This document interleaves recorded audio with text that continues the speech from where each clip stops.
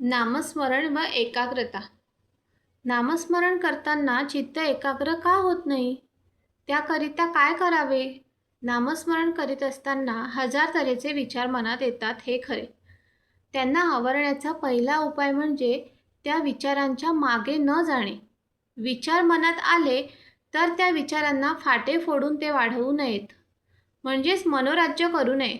विचार येतील तसे जातील, तिकडे लक्ष देऊ नये. चित्त एकाग्र होण्याकरताच नामस्मरणाची गरज आहे. चित्ताची एकाग्रता ही फार पुढची पायरी आहे. चित्त चंचल आहे, त्याला कुठेतरी स्थिर करून ठेवल्याशिवाय भागत नाही, म्हणून ते नामात गुंतवून ठेवावे. नामस्मरण करीत असताना ते नाम आपल्या कानांनी ऐकावे, म्हणजे एकाग्रता व्हायला मदत होईल. मनुष्य अगदी एकटा असला किंवा एकांतात असला तरी आपल्या कल्पनेने तो अनेक माणसे आपल्या भोवती गोळा करतो.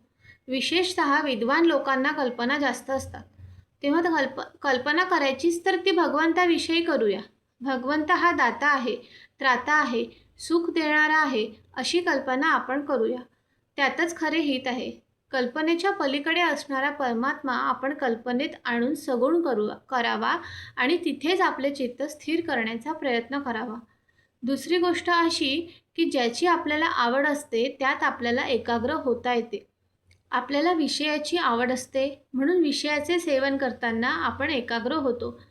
मग विषयाच्या ऐवजी आपण परमात्म्याची आवड धरली तर त्याच्या ठिकाणीही एकाग्रता होता येणार नाही का? म्हणून विषयाची जितकी आवड आहे तितकीच देवाच्या प्राप्तीबद्दलही आवड ठेवावी, म्हणजे आपल्याला त्याच्या ठिकाणी एकाग्र होता येईल. परंतु विषयाबद्दल तरी आपण खरे एकाग्र होतो का? आपण विषयात सुद्धा एकाग्र होत नाही तर साक्षी रूपाने ते विषय सेवन करतो, म्हणून त्यापासून सुख दुःख होते.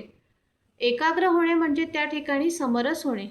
मीठ पाण्यात टाकले म्हणजे ते पाण्याहून वेगळे करता येईल काय? योग केल्याने एकाग्र होता येईल, पण जोपर्यंत समाधी आहे तोपर्यंतच ती एकाग्रता टिकेल.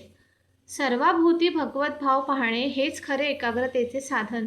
सर्व ठिकाणी तोच भरलेला आहे असे समजल्यावर द्वैत कुठे राहिले? आणि जिथे द्वैत गेले तिथे आपोआप एकाग्रता आलीच, अशी एकाग्रता साधते, तीच खरी समाधी होय.